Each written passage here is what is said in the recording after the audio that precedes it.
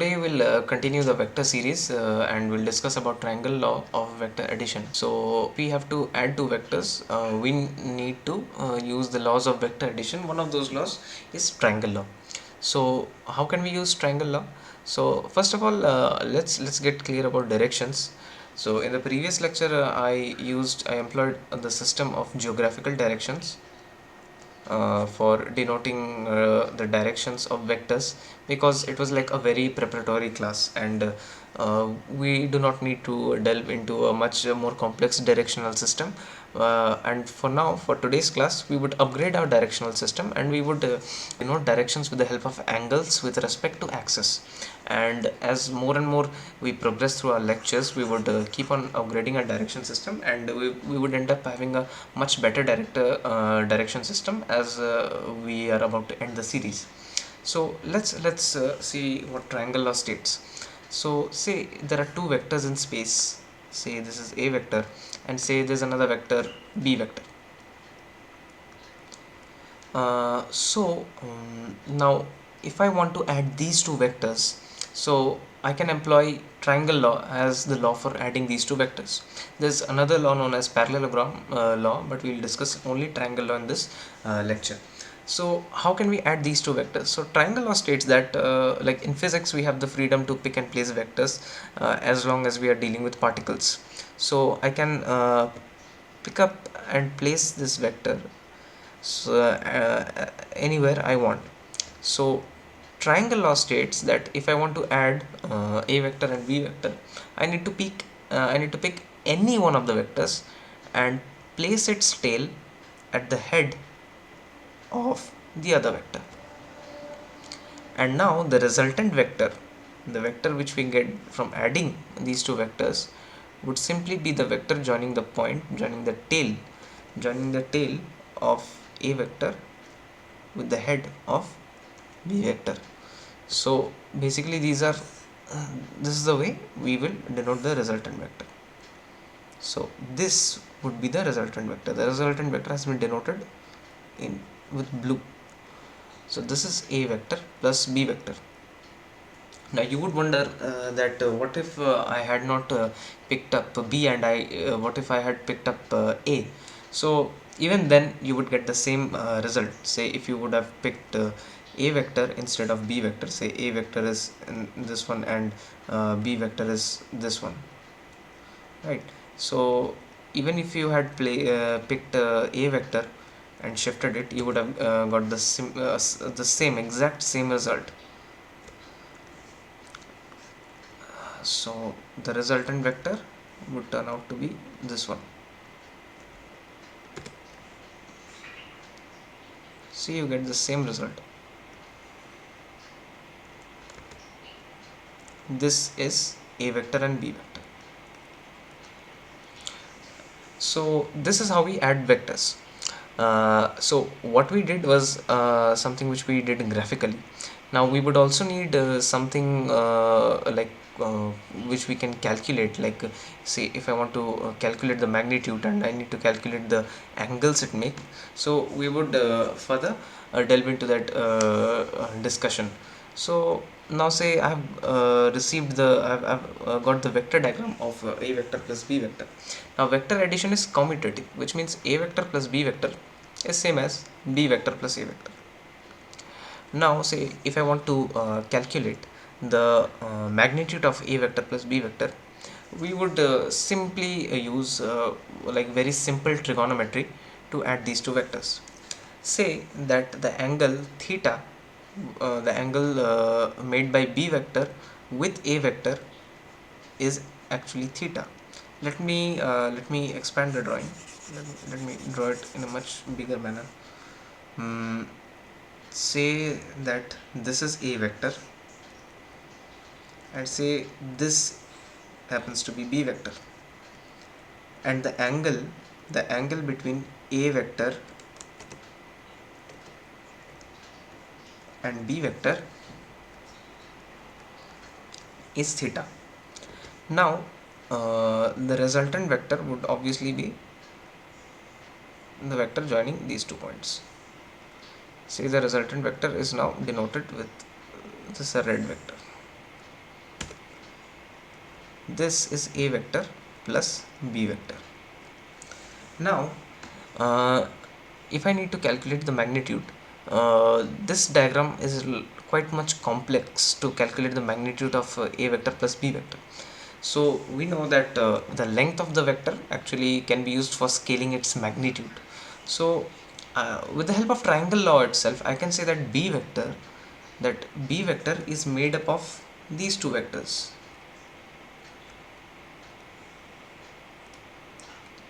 B vector is made up of the addition of these two blue vectors.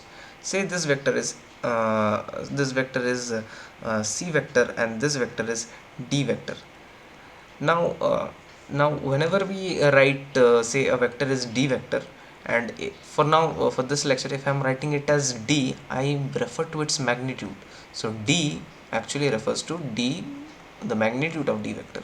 So I can say that D by B is actually perpendicular by hypotenuse. Hence I can write it as sine theta. So D is equal to B sine theta. So the magnitude of D vector is B sine theta. Similarly, the magnitude of C vector would happen to be B cos theta. So the magnitude of C vector is B cos theta, and magnitude of D vector is B sin theta. Okay, so now I've got these two vectors. Now I've got the properties of these two vectors. Now I can say that B vector is C vector plus D vector. So I can write A vector plus B vector as A vector plus C vector plus D vector. And now you see that A vector plus C vector is quite simple to add. Like I can replace A vector and C vector by this purple vector. This purple vector can be A vector plus C vector. A vector plus C vector. Since these two vectors are like in straight line, and hence I can, with geometrically I can say that the magnitude of A vector plus C vector is same as the magnitude of A vector plus magnitude of B vector. So magnitude of A vector plus C vector is actually A plus C. I can say that, or I can say it as A plus B cos theta. So this is somewhat what we say a geometrical derivation, right? So now we have geometrically derived A plus B cos theta, and now we have the magnitude of D vector is B sin theta. So by Pythagoras theorem, I can find the magnitude of A vector plus B vector. So the magnitude of A vector, let me just clear this up.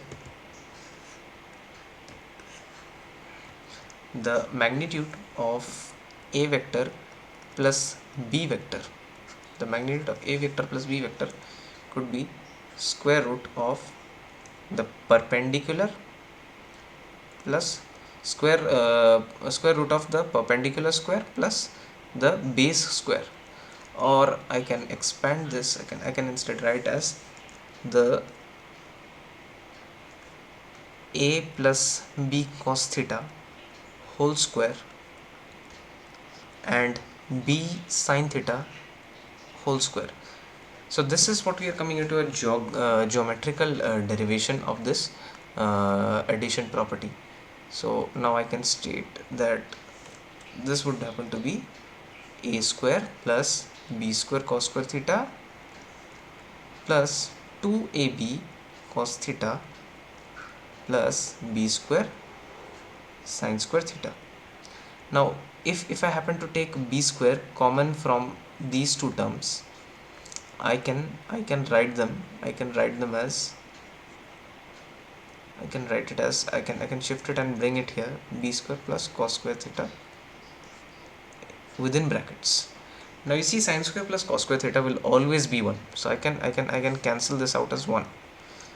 So it is actually B square into 1 or simply B square.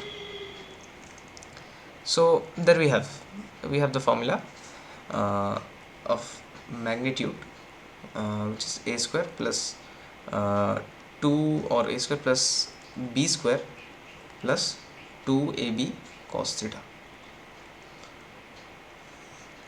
So this is the formula for calculating the magnitude of addition of two vectors. Now, what is theta? Theta is actually the angle made by a vector and b vector. Theta is the angle made by the a vector with b vector. Now, how do we calculate angle between two vectors? Well, there's always a rule that say there are two vectors, say this is a vector and the classic example, this is b vector, and I need to calculate the angle. I would pick and place the vectors such that I match both of their tails together. I'll match both of their tails together, and now the angle, there would be two angles forming up, a smaller one and a bigger one. So the one lesser than 180 degrees, which is the smaller one, would be regarded as the angle between the two vectors. So the angle in that case is this angle happens to be theta. So we will place the value of cosine theta here. Okay, so that's with vector addition. So now say if I'm much more interested into vector subtraction, then what should I do? So for vector subtraction, a vector minus b vector, I can write it as a vector plus minus b vector. So I can treat it as the addition of a vector and minus b vector. But how do I calculate minus b vector? So say b vector happens to be in this direction. Minus b vector would simply point to the opposite direction and would have the same magnitude. This is minus b vector. So say in a vector diagram,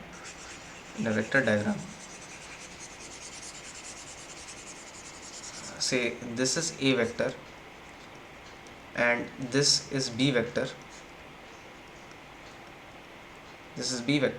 and if I need to calculate a minus b vector, I would simply invert b vector. I would invert vector in terms of the direction without changing its magnitude. I must make sure that I do not change its magnitude. And now what I will do, I will pick and place minus b vector. I would pick and place minus b vector and place it at the head of a vector.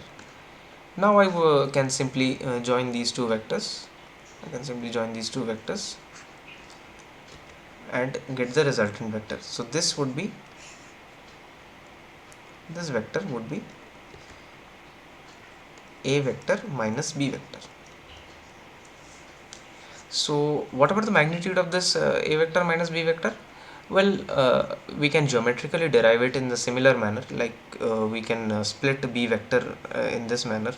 We can split b vector as addition of two vectors again, or what we can do is that we can simply we can place minus b in this formula. So the vector subtraction, say a minus b vector, the magnitude of a vector minus b vector would be under root a square plus of minus b whole square plus twice a into bracket, within brackets we'll have minus b, and then cosine theta. So what is the value of theta here? So in this vector diagram, see minus b vector is this one. So obviously the value of theta would be the angle made, the smaller angle made by a vector and b vector when we place them tail to tail. This is minus b vector, so this is the value of the angle theta, right? So the final magnitude would turn out to be a square plus b square minus 2ab cos theta. Note the change of sign in place of addition. So the general formula which I can write as a vector plus minus b vector would be equal to square root of a square plus b square plus minus 2ab cosine theta. Theta is the angle between a vector and b vector. And how do we calculate angles between a vector and b vector? By placing both the vectors tail to tail and calculating the smaller angle. Okay, so we've got the general formula, but how can we calculate the direction or the angle? So let's head back to the previous vector diagram.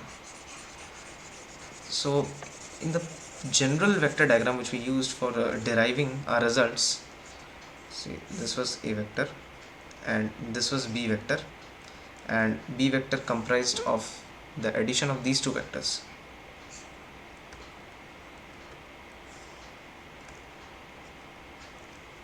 Right, and the resultant vector happened to be this one. Now say I need to calculate the angle. So I have calculated only the magnitude, but it is not of any value until I get the direction, the proper direction of the vector. So this is a vector plus b vector, this is a vector, this is b vector, and this is c vector, and this is d vector. If this angle is theta, the magnitude of d vector was b sine theta, and the magnitude of c vector was b cos theta. So the value, say this angle is phi, this angle is phi, so I can say tan phi is equal to perpendicular divided by base. So I can simply write it as b sine theta divided by a plus b cos theta, or I can write the value of phi. The value of phi is equal to tan inverse. This is an inverse trigonometric function. You will learn about this in standard 11 mathematics much later in your syllabus. Basically what it does is that it returns the angle for the tangent of that angle. So say if I have tan theta is equal to 1 by root 3, so tan inverse of 1 by root 3 is theta. Okay, so and say tan 30 is actually 1 by root 3, so tan inverse of 1 by root 3 would give me the value of 30 degree. And in physics and even in maths, we for inverse trigonometric equations we do not deal in degrees. This is just for simplicity, we deal in radians. So this would happen to be pi by 6 radians. So this is something which we learn in maths. Okay, so phi can be written as tan inverse of b sine theta by a plus b cos theta.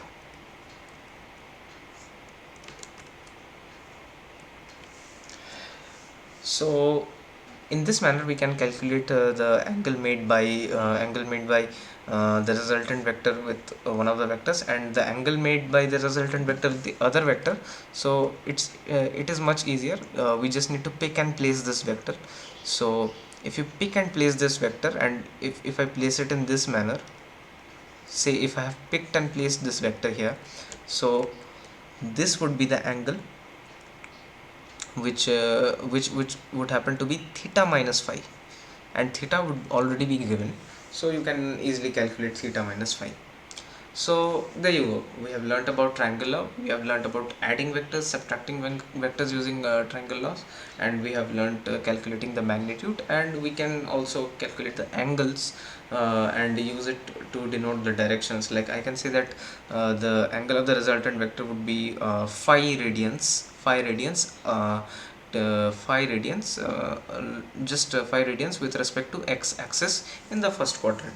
So in this manner we can denote directions. So till now we have learnt triangle law, and in the next lecture we'll discuss parallelogram law, and then I will come up with components of vectors, and we will derive a much better direction system. Like, we would not be confused with angles for denoting directions. We would come out with a much better system of denoting directions for vectors. So that's it for today. If you like the video, hit like. If you dislike the video, hit dislike. Make sure you write your valuable suggestions in the comments below, and I will see you in the next one. Thanks for watching.